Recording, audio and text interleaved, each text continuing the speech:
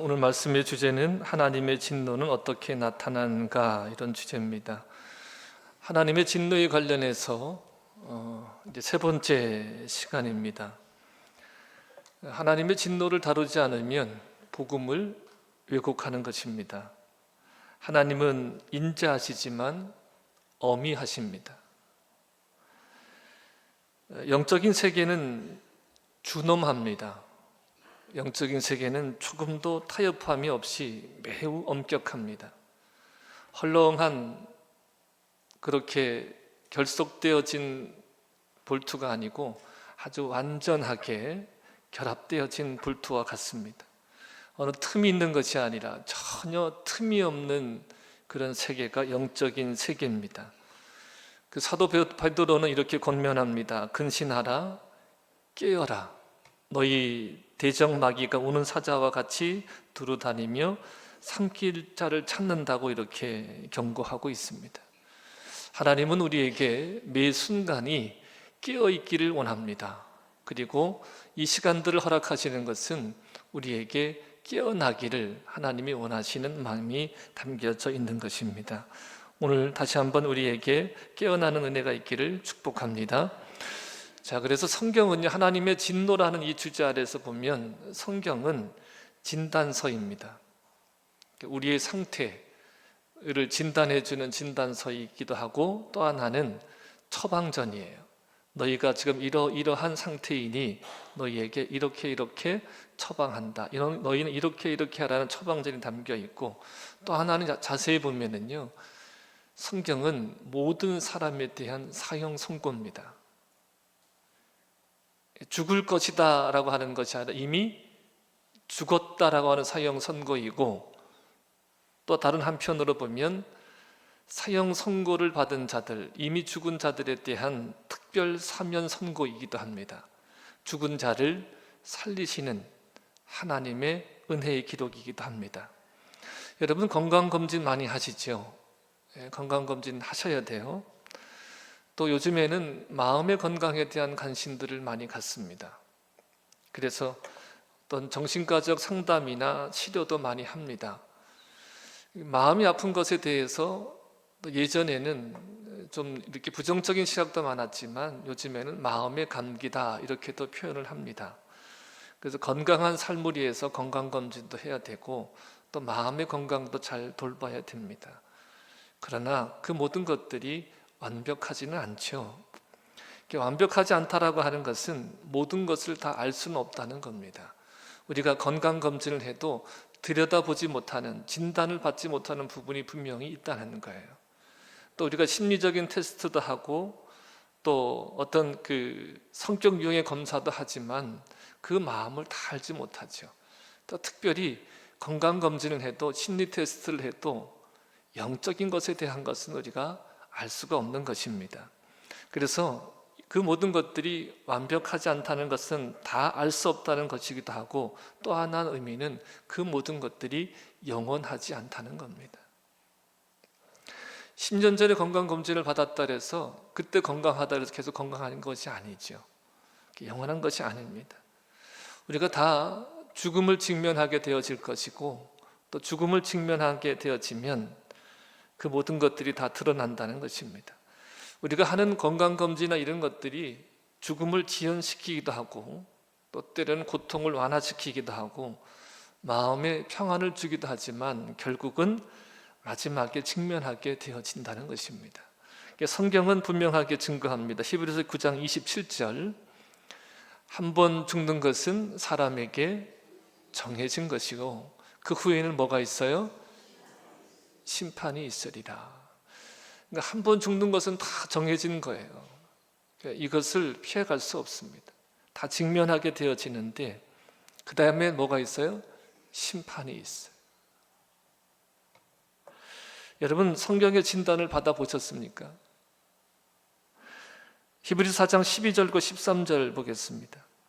하나님의 말씀은 살아있고 활력이 있어 좌우의 날선 어떤 검보다 예리하며 혼과 영과 관절과 골수를 찔러 쪼개기까지 하며 또 마음의 생각과 뜻을 판단하나니 13절입니다.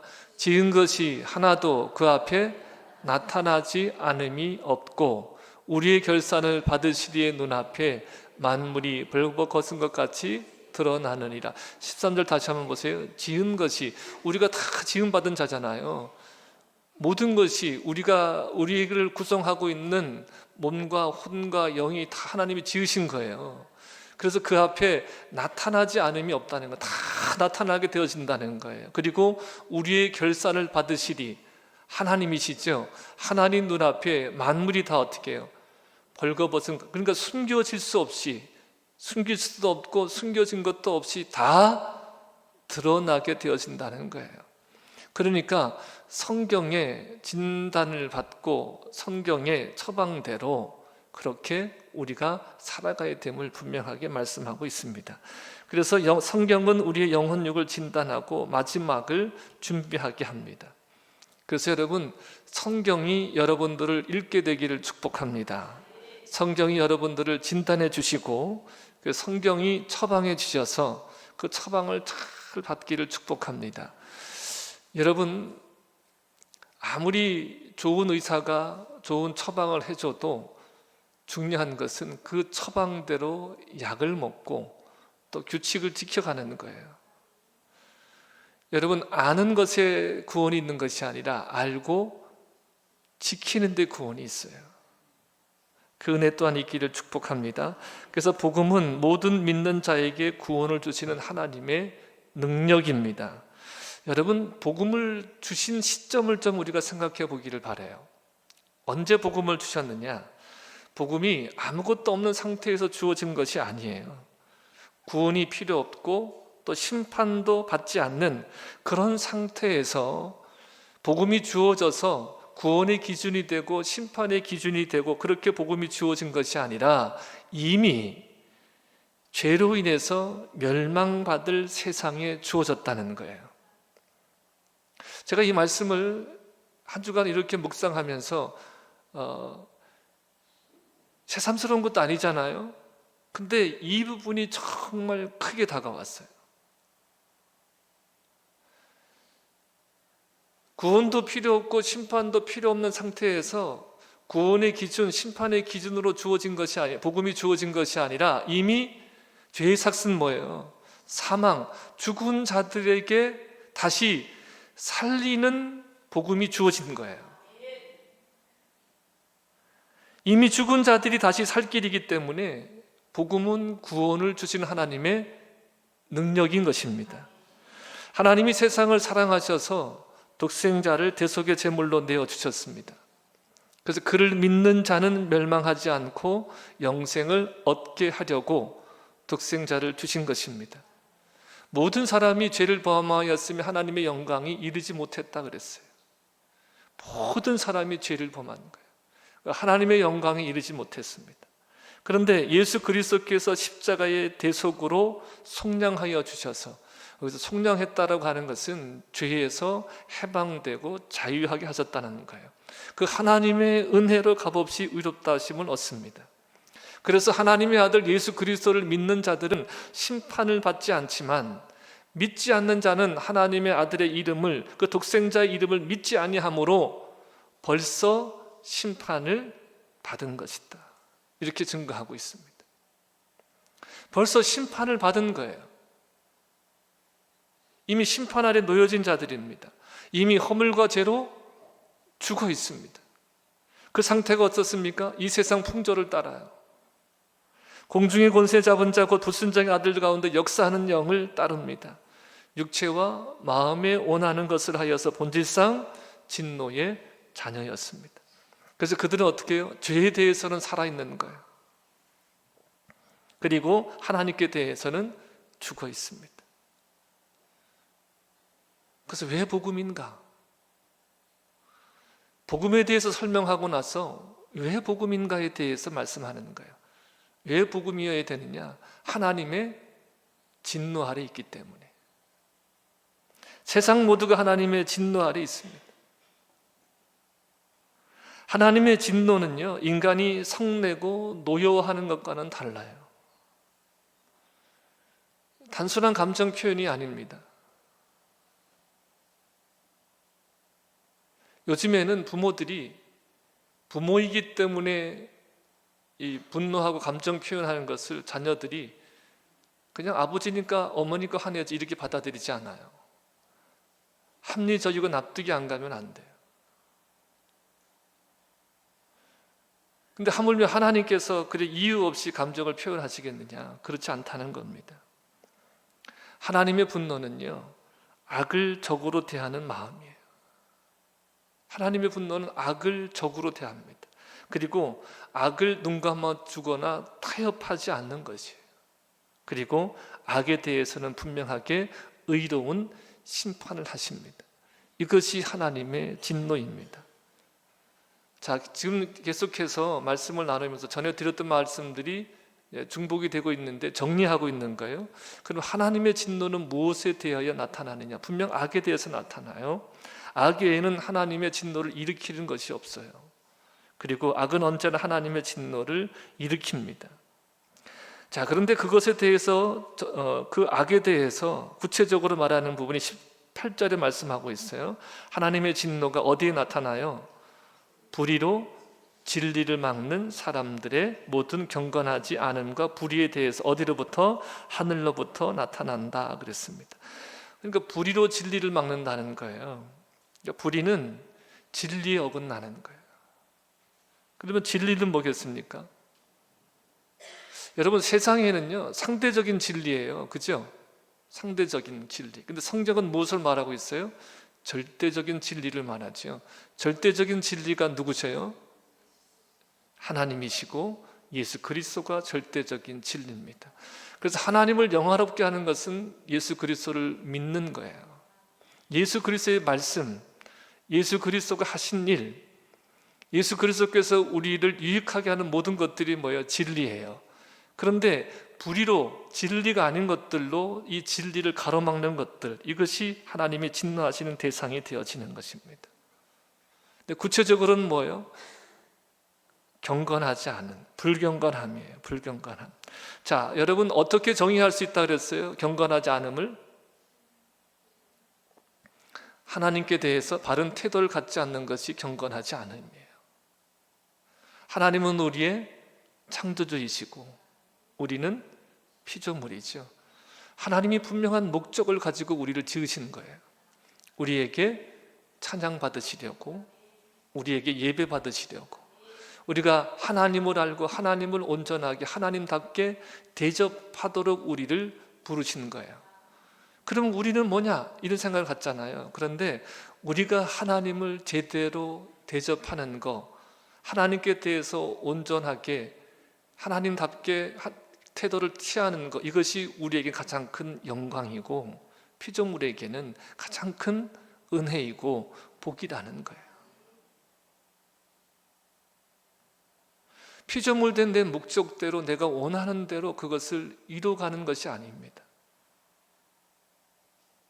나를 창조하신 그분의 목적에 맞게 살아가는 것이 뭐예요? 가장 큰 피조물 된 우리의 영예인 거예요. 여러분, 이것을 발견해 가시기를 축복합니다. 근데 성경이 말하는 죄는 뭐냐면, 죄의 본질은 뭐겠어요? 그러니까 반대로 말하면 경건치 않음이에요. 다시 말하면 하나님을 제거해 버리려는 것입니다. 여러분, 세상의 문화를 보세요. 세상의 문화는요 다 하나님을 지우려고 해요. 다 하나님을 대적합니다. 그리고 사람들은 하나님이 안 계신 줄로 그렇게 착각하고 살아가고 있어요. 하나님이 안 계셔도 살 수 있는 것처럼 그렇게 여기며 살아가고 있습니다. 그래서 반대로 선의 본질은 경건인 것이죠. 경건의 모양이 아니라 경건의 능력입니다. 여러분, 그래서 경건의 능력은 우리의 전 존재를 다해서 하나님을 사랑하고 기쁨으로 그분의 뜻에 순종하는 것입니다. 이것이 경건의 능력인 것입니다. 그런데 이 불경건에 대해서 핑계하지 못하는 것은 하나님께서 하나님을 알만한 것들을 다 그들 속에 보이셨다 그랬습니다. 그래서 보이지 않는 영원하신 하나님의 영원하신 능력과 신성이 그가 만드신 만물에 분명히 보여 알려졌다라고 말씀하고 있습니다. 그러니까 하나님께서요, 적극적으로 하나님이 알만한 것들을 모든 만물 위에 부어주셨다는 거예요. 그래서 자연 질서를 통해서 세상이 창조된 이래 계속해서 지속적으로 창조물 안에 하나님의 영광을 나타내 주셨다는 거예요. 그래서 이러한 일반 계시는 하나님의 능력과 신성과 영광을 알게 합니다. 근데 여러분, 중요한 것이 뭐냐면 하나님을 알만한 것들이 모든 만물 안에 주어져 있지만 그것을 통해서 하나님을 안다고 해서, 하나님을 인정한다고 해서 구원받는 것이 아니라는 거예요. 구원받기에 충분한 지식은 아니지만 반대로 뭐냐면 그들을 정죄하기에는 충분하다는 거예요. 자, 이해하시겠습니까? 왜 그들이 하나님을 알면서도 아는데 구원을 받지 못하느냐면 그들이 그 지식에 따라서 살아야 돼요. 만물 안에서 하나님을 경험할 수 있잖아요. 알 수 있잖아요. 그러면 그 하나님을 그 지식에 따라서 살아야 되는 거예요. 하나님을 하나님으로 대접하면서 살아야 되는 거예요. 근데 단순한 지식이 있다고, 아, 그래, 하나님이 창조하셨네, 하나님이 지으신 것 같아, 이것으로 구원받지 못한다는 거예요. 그런데 한 가지는 뭐예요? 그 지식이 그들을 정죄하기에는 충분하다는 거예요. 자, 이해가 되시죠? 그래서 아무도 핑계하지 못한다는 거예요.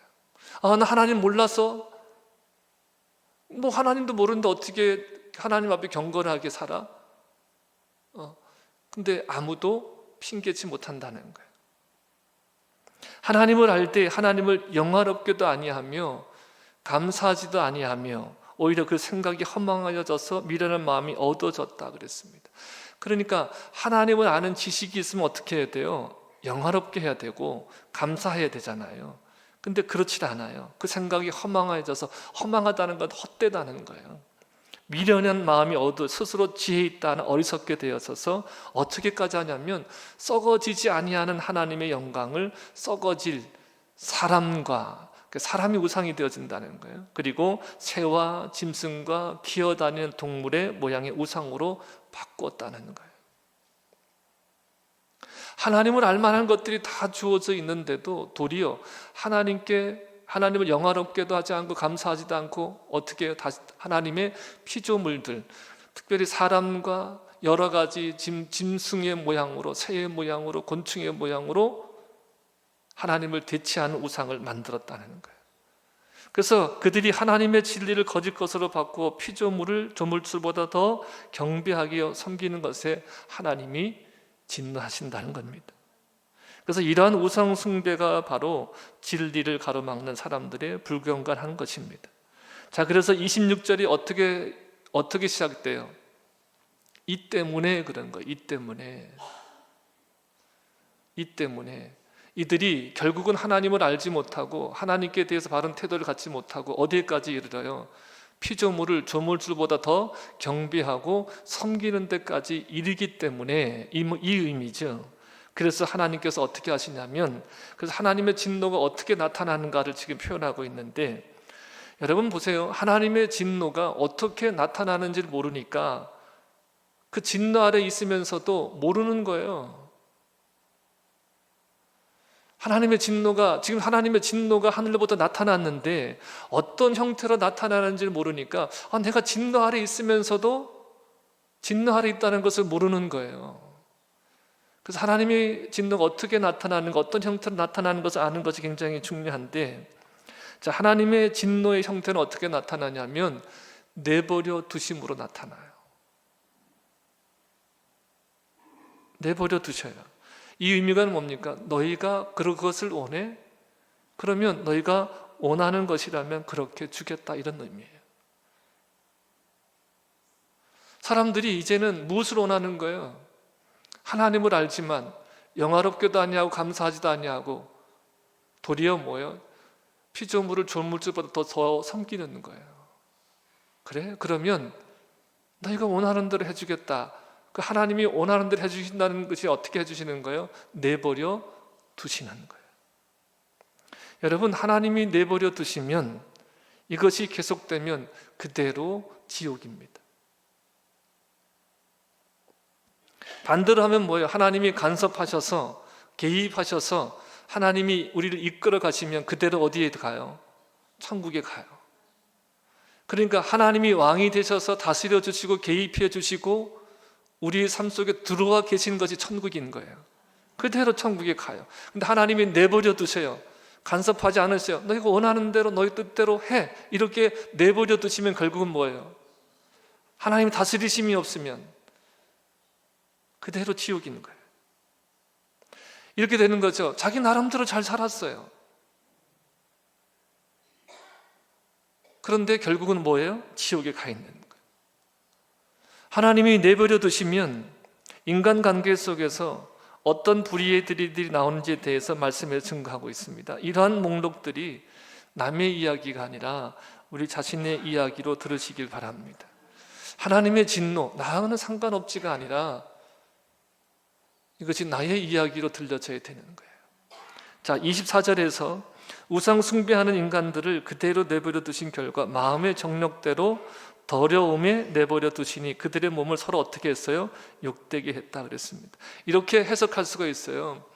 그들의 몸을 욕되게 하셨다고 하는 것은 사람이 어떠해야 함을 잃어버렸다는 거예요. 인간이 어떠해야 됨을 잃어버렸다는 거예요. 하나님으로부터 부여된 인간성을 상실했다는 거예요. 우리도 지금 인간성 얘기하잖아요. 그렇죠? 인간성 얘기해요. 인간의 도리도 얘기하고 인간이 어떻게 그럴 수 있어 이런 얘기를 하거든요. 근데 우리에게 확립이 되어진 인간성이라고 하는 것은 사람들이 살아오면서 경험해 보니까 이렇게 사는 것이 내게 유익하더라. 이렇게 행하는 것이 우리에게 공동체에 유리하더라. 이렇게 형성된 것들이에요. 그러니까 우리는 무엇을 알아야 되냐면 하나님으로부터 우리에게 부여된 인간됨을 알아야 되고 그것을 회복해야 되는 거죠. 그러니까 내버려 두시면 자신들에게 형성된, 경험으로 형성된 그들의 자신의 유익을 위해 형성되어 있는 그런 인간성은 강조할 수 있을지 모르지만 하나님으로부터 부여된 그 인간성은 잃어버린다는 거예요. 그래서 그들의 몸을 욕되게 하셨다 이 말씀이 뭐냐면 하나님으로부터 부여되어 있는 그 인간됨을 그들이 상실해 갔다는 것입니다. 그래서 부끄러운 욕심에 내버려 두시니 사람이 어떠함을 잃어버린 거예요. 이러한 상태가 26절부터 27절입니다. 다시 한번 보실까요? 26절부터 27절에 이 때문에 하나님께서 그들을 부끄러운 욕심에 내버려 두셨으니 곧 그들의 여자들도 순리대로 쓸 것을 받고 영리로 쓰며 그와 같이 남자들도 순리대로 여자를 쓰기를 버리고 서로 향하여 음욕이 부릴 듯하며 남자가 남자와 더불어 부끄러운 일을 행하여 그들의 그릇됨에 상등한 보응을 그들 자신이 받았느니라. 아멘. 자, 그들의 여자들까지도 하나님이 정해주신 자연스러운 법을 어기고, 여기서 말하는 것은 이제 성적인 범죄들을 얘기해요. 변태적인 성적 범죄를 저지르고 남자도 여자와의 정상적인 성관계를 버리고 동성끼리 더러운 욕정으로 수치스러운 일을 저질렀다는 거예요. 자, 이런 것이 뭐예요? 하나님의 질서를 버린, 하나님이 부여하신 인간성을 버린 그런 분명한 예라는 것이에요. 그래서 그들이 그릇 때문에 상당한 보응을 그들이 받았다라고 하는 것입니다. 여러분, 이러한 성적인 타락은요 현대에 이르러서만 있는 것이 아니라 이미 소돔과 고모라 성에서 만연한 죄악이었습니다. 영어에 보면 소돔이라고 하는 단어가 있는데 동성애라는 뜻의 어원이 되어집니다.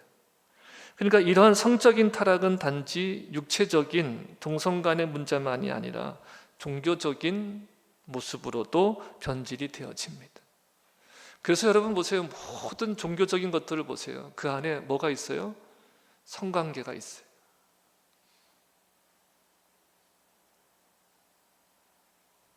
그 성전에서 일하는 여자를 다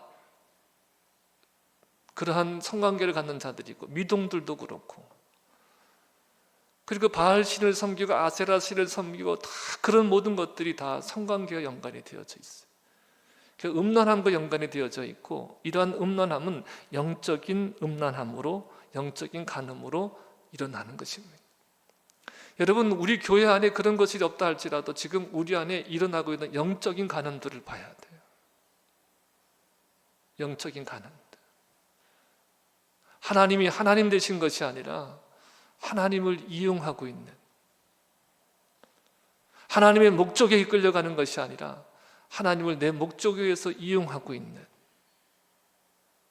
예배도 예배를 받으실 분의 중심이 아니라 내가 중심이 되어져서 내 예배를 하나님이 받으시는가, 여기에 포인트가 아니라 하나님이 내게 어떠한 은혜를 줬느냐, 나를 어떻게 만족시켰느냐가 중심이 되어진 것, 이것이 바로 영적인 타락이고 간음이라는 거예요.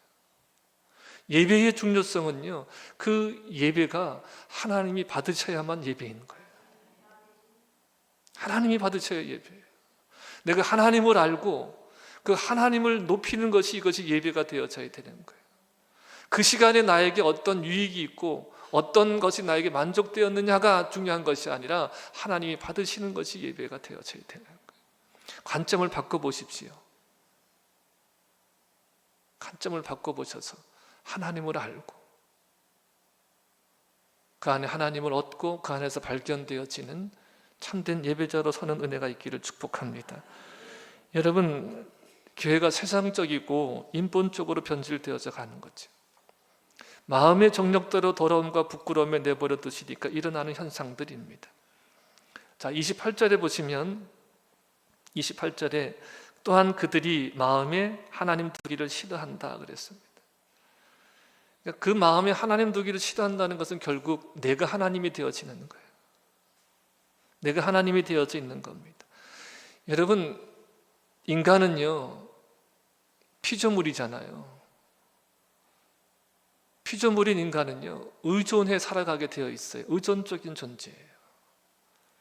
왜냐하면 인간 자체가 그 자원이라고 하는 것이 제한되어 있기 때문에 그 자원 부족함을 충족시키기 위해서 그것을 충족시켜주는 존재를 의존하게 되어져 있어요. 그래서 자꾸 뭔가를 만들죠.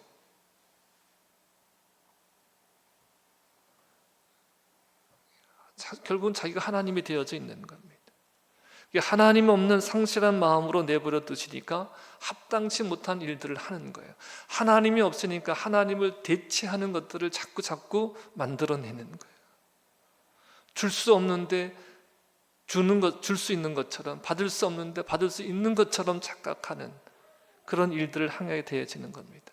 그러니까 홍수로 멸망받을 시기와 같은 시대인 거예요. 사람의 죄악이 세상에 가득한 겁니다. 사람의 마음으로 생각하는 모든 계획이 항상 악한 겁니다. 그러니까 하나님 없는 상실한 마음으로 마음대로 내버려 두시니까 그들은 자신의 삶을 파멸로 이끄는 새로운 길을 끊임없이 만들어내는 거예요. 그러니까 사람이 보세요. 사람이 어떤 문명 낙관론 같은 것도 있잖아요. 과학이 발달하고 문명이 발달하면 유토피아를 만들 수 있다는 거예요. 그런 생각들을 가지고 있었거든요. 근데 무슨 일이 일어났냐면 1차 대전, 2차 대전이 일어나는 거예요. 그 문명이 도리어 뭘 할 수 있어요? 멸망시킬 수 있다라는 거예요. 우리들은 그런 생각을 가지고 있어요. 그 사람이 만들어내는 모든 것들은요, 결국은 파멸로 이끌어내는 새로운 길을 끊임없이 만들어내는 거예요. 여러분, 이것을 볼 수 있기를 바랍니다. 하나님 없는 상실한 마음, 그 속에서 나오는 모든 것들은 다 그들을 끊임없이 파멸로 이끄는 새로운 것들을 끊임없이 만들어내는 거예요. 여러분, 세상의 문화에 보세요. 갈수록 선정적이 되어져요. 갈수록 폭력적이 되어져요. 갈수록 인본적이 되어집니다. 교회를 비하하고 매복하고, 점치는 사람들, 무당들, 그런 것들은 어떻게 해요? 굉장히 미화하잖아요. 근데 교회는 갈수록 비하하죠. 사이비 단체처럼 그렇게 그려가고 있잖아요. 그러니까 결국 인간은요, 계속해서 하나님을 지우는 작업을 하는 거예요. 하나님을 지우는. 그래서 우리가 아무거나 봐서는 안 되고 아무거나 들어서는 안 되고, 우리 자녀들을 정말 보호하고 싶다고 하면 보는 거, 듣는 거 특별히 여러분들이 잘 구분해 주셔야 되는 거예요. 아무 노래나 들어서는 안 되고 아무 영화나 봐서도 안 되고, 그들 속에 가져진 하나님을 지우는 것이 뭐예요? 타락한 인간의 본성이고, 그 본성을 이용하는 마귀의 전략인 거예요. 그래서 모든 것들은 하나님을 지우는 형태로 가는 것이 세상의 문화입니다. 자, 이 목록들이 모든 불이라고 말하고 있습니다. 모든 불이라고 하는 것은 거론되는 모든 불이 전체를 말하고 있는데, 이런 것이 하나님의 진노가 머물러 있습니다. 여러분 보세요. 그러니까 하나님을 경건함이라고 하는, 하나님에 대한 경건함, 불경건함이 무엇으로 이어지는 거예요? 사람에 대한 불이 창조 세계를 파괴하는 일들로 이루어지는 거예요. 다시 반대로 말하면 하나님의 향한 경건함이 있는 자들에게서는 뭐가 일어나야 돼요? 창조 세계를 보존하고 새롭게 하는 그 질서를 세워가는 일들이 일어나야 된다는 거예요. 근데 교회 안에 이것이 일어나지 않는 거예요. 하나님을 믿는다라고 하면서도 하나님의 사람된 그 창조의 질서를 회복하는 것이 아니라, 그대로 따라가는 것이 아니라, 그 교회가 뭐예요? 더 세상적이 되고 인본적이 되었기 때문에 힘을 잃어가는 거예요. 여러분, 교회는 세상에 인정받으려고 존재하는 게 아니에요. 교회가 세상에 인정을 받으면 받으려 할수록에 그들 문화의 잠식이 되어져 가는 거예요. 교회는 교회다워야 되는 거예요. 진리가 세워져서 그 진리로 세상에 비춰야 되는 거예요. 이 역할을 해야 되는 거죠. 그러니까 여러분 보세요. 교회라고 하는 건 이런 건물이 아니에요. 교회라고 하는 건 영적인 측면으로 보면 성전들의 모임이잖아요. 성령이 거하시는 성전들의 모임이 교회잖아요. 하나님을 하나님으로 믿고 하나님으로 대접하는 사람들의 모임이잖아요. 그러면 이 모임을 통해서 만물을 충만케 하시는 이의 충만함이 흘러가야 되잖아요. 이게 교회여야 되는 거예요. 근데 교회들이 자기들끼리만에 모여가지고 진리와는 상관없이, 요즘에 카르텔이라는 말 많이 하잖아요. 자기들만의 카르텔을 만들어 가고 있는 것이 요즘의 교회가 아닌가, 이런 자성이 우리 속에 일어나야 되는 거죠. 각자가 교회이고 각자가 하나님의 아름다운 덕을 선포해 가는 하나님의 대사들로 우리가 세워져 가야 되는 거죠.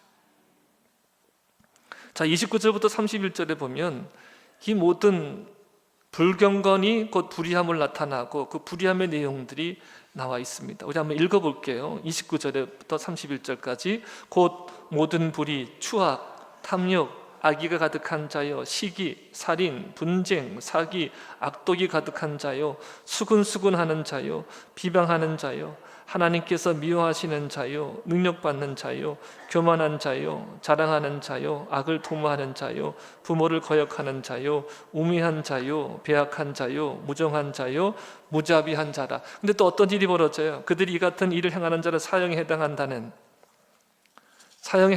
것을 알잖아요. 하나님께 정하심을 알고도 자기들만 그렇게 행할 뿐만 아니라 그런 일을 행하는 자들을 또 어떻게 해요? 옳다 한다는 거예요.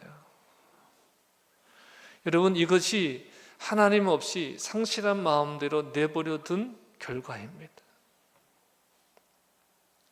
좀 과한 얘기를 할까요? 우리가 짐승반도 못한다는 표현을 하잖아요. 더 과하게 뭐라 그래요? 뭐보다 못하다 그래요? 도구. 뭐보다 못하다 그래요? 근데 제가 요즘에 이렇게 보면 어떠냐면, 정말 그 개들은요, 주인을 알잖아요. 개 안 키워보셨어요? 개가 주인을 물어요? 그 미친 개는 그럴 수 있어도 개들은 주인을 알아보잖아요. 절대 주인에게 뭐예요? 순종해요. 여러분, 모든 사람의 주인이 누구셔요? 하나님이셔요. 근데 주인을 몰라봐요. 그럼 뭐보다도 못한 거예요. 지금 우리는 고상하니까 도구보다 못한 거예요. 만물보다 심히 부패한 것이 사람의 마음이에요. 이것을 모르죠. 성경이 진단하는 인간의 실상이 이러한 겁니다. 요즘 많이 회자되는 말 중에 독수독과 이론이라는 것이 있어요. 들어보셨죠? 독수독과 위법하게 수집된 증거는 그 증거에서 파생하는 증거 역시 위법한 것으로 간주한다. 그러니까 저는 이렇게 생각해요. 독수독과라고 하는 것은 독나무에서 뭐가 열린다는 거예요? 독열매가 맺혀진다. 그러니까 하나님을 상실한 사람에게서 맺혀지는 모든 것들이 뭐예요? 악한 거예요. 제가 이렇게 얘기하면 또 반론을 제기할 수 있죠. 선하다, 사회적인 정의 뭐 이렇게 얘기하는. 근데 여러분, 제가 말씀드렸잖아요. 그것이 다 어디서 나온 거라는 거예요. 어디서 나온 거? 인간에게서 나온 거. 인간을 위한 거예요. 인간에 의해서 인간을 위한 인간의 관념이에요. 여러분, 죄인에게서는 죄의 열매만 열려요. 결국은 여러분 보세요. 누구를 이롭게 하는 거예요? 하나님을 이롭게 해요? 인간을 이롭게 해요? 그 법이라는 것이, 사람들이 세우는 사회적 정의라는 것이 누구를 위한 거예요? 인간을 위한 거예요. 인간에 의해서 인간에 의한 인간의 법이에요. 하나님이 없죠. 근데 여러분, 하나님이 인간을 아니하시냐? 하나님의 법 아래 있는 것이 정말 인간을 이해하는 거예요. 하나님을 위해서 지음을 받았지만 결국은 그것이 누구를 위한 거예요? 사람을 위한 거예요. 교황이 이런 얘기했다는 거예요. 어떤 사람이 질문을 했대요. 우리 아버지가 불신자인데 천국에 갈 수 있습니까? 이렇게 질문을 했더니 교황이 이렇게 얘기했대요. 하나님은 착한 사람을 저버리지 않는다. 굉장히 옳은 얘기 같잖아요. 설득력이 있는 얘기 같잖아요. 그런데 성경에는 위배됩니다. 사람이 구원받는 것은 그 인간의 의로움이 아니라 하나님의 의로만 구원을 받습니다. 그럴듯한 얘기들이 우리를 농락하는 거죠. 여러분, 철저하게 우리는 하나님의 말씀 위에 세워져야 됩니다. 그것이 기준이 되어져야 하는 거예요. 저는 여러분에게 정치적인 활동하지 말라는 게 아니에요. 누구나 다 의견이 다 다를 수 있어요. 그런데 그것이 성경적인 가치관인가, 성경적인 정신인가, 이것에 대한 것은 분명하게 점검해 보시라는 거예요. 그것이 기준이 되어야 된다는 거예요. 여러분, 인간의 행위로는 의로워질 수가 없어요. 하나님의 의가 나올 수가 없습니다. 인간이 행위로 의로워질 수 있다면 예수님이 오실 필요가 없지요. 독생자를 이 땅에 보내실 필요가 없지요. 오직 복음에 나타난 하나님의 의로만 하나님 앞에 설 수 있습니다. 그 마음에 하나님이 없는 허망한 마음은 결국은 지옥입니다. 그 마음 자체도 지옥이고 그 마음을 가진 자도 지옥입니다. 하나님 앞에 의롭다함을 인정받을 수 있는 그 의는 오직 하나님의 의입니다. 복음에 나타난 하나님의 의로만 우리가 다 마지막 날에 하나님 앞에 서게 될 텐데, 모든 것이 다 벌거벗은 것처럼 다 드러나게 될 것인데, 그때에 드러날 때 남는 것은 오직 하나님의 의밖에 없다는 거예요. 오직 복음에 나타난 하나님의 의만이, 이 복음에 나타난 하나님의 의를 우리가 어떻게 수여받아요? 어떻게 주어져요? 십자가에서 우리 죄를 대속하신 예수 그리스도를 믿는 믿음으로만.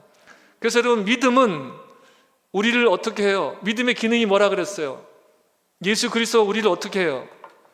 연합시킨다. 예수 그리스도의 죽으심이 나의 죽으심이 되고, 예수 그리스도의 살아나심이 나의 살아남이 되고, 예수 그리스도의 의로움이 나의 의로움이 되어지고, 그래서 믿음으로만 구원을 받습니다. 이 진리를 붙드시는 여러분 되시기를 축복합니다. 자, 로마서 11장 22절을 함께 읽겠습니다. 그러므로 하나님의 인자하심과 준엄하심을 보라. 넘어지는 자들에게는 준엄하심이 있으니 너희가 만일 하나님의 인자하심에 머물러 있으면 그 인자가 너희에게 있으리라. 그렇지 않으면 너도 찍힌바 되리라. 찍힌바 된 나무가 쓰러지는 것 같이 찍힌바 되리라. 여러분, 하나님의 인자하심과 준엄하심이 있습니다. 자, 그런데 보세요. 하나님의 사랑에도 인자하심과 준엄하심이 있어요. 하나님의 그 사랑은 준엄하심과 인자하심이 우리를 이끌어 가시는 거예요. 인자하심으로, 준엄하심으로 우리 이끌어 가셔요. 그런데 믿지 않는 자들에게는 하나님의 무엇만 있는 거예요? 인자하심이 없고 준엄하심만 있는 거예요. 이것은 하나님이 심판하신 것이 아니라 믿지 않음이 이미 심판을 받은 것이다. 내버려 두심이 이미 뭐예요? 심판이다. 잘 사는 것 같지만, 잘 살 수 있을 것 같지만, 그러나 그 내버려 두심의 결과는 결국 뭐다? 지옥이다. 심판이라는 것입니다. 여러분, 하나님의 인자하심에 머물러 있기를 축복합니다. 여러분, 다시 한번 강조합니다. 영적인 진리는, 영적인 세계는 헐렁하지 않아요. 그 정도? 그 정도는 받을지 뭐. 그 정도는 괜찮아. 이런 세계가 아니에요. 자유의 날성검보다 예리한 거예요. 어떤 것도 다 찔러 쪼개는 거예요. 이게 영적 세계입니다. 여러분, 우리가 희미하게 할 게 아니에요. 나 오늘 성공하면 뭐 얼마를 까먹었어. 오늘 집을 샀는데 얼마가 안 올랐어. 이런 게 아니에요. 영생과 영벌, 영원함이 달려있는 것이 신앙생활이에요. 마귀가 울음사자처럼 산길자를 두루 찾아다닌다는 거예요. 그게 영적 세계예요. 깨어나시기를 축복합니다. 금신하기를 축복합니다. 하나님의 진노에 대해서 제가 3시간 동안 이렇게 말하는 이유가 뭐가 있어요? 별로 듣고 싶지 않은 얘기잖아요. 그런데 들어야 하는 얘기고, 우리가 깨어나야 되는 거예요. 하나님의 진노가 분명히 있다는 거예요.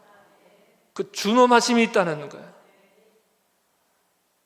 여러분, 이 심판이 두려워서가 아니라 하나님이 하나님 되심이 좋아서, 하나님이 하나님 되심을 내가 찬양하는, 높이는 내가 너무나 감사해서 하나님 앞에 설 수 있는 저와 여러분 되기를 축복합니다. 여러분, 긴장 풀지 마세요. 이 세계가 어떤 세계인데,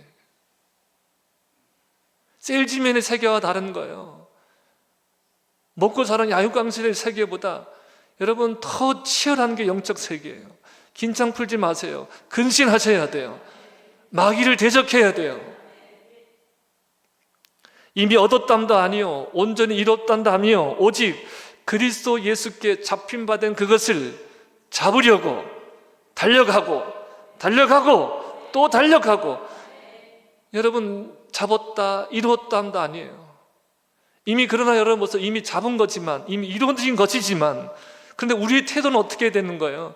잡았다, 이루었다, 느슨한 태도가 아니라 잡힌 바 된, 예수 그리스도께 잡힌 바 된 그것을 잡으려고 끊임없이 달려가고 나아가고. 이것이 영적인 세계를 살아가는 우리들의 삶의 모습이라는 거예요. 여러분, 이렇게 깨어있는 저와 여러분 되기를 주님의 이름으로 축복합니다.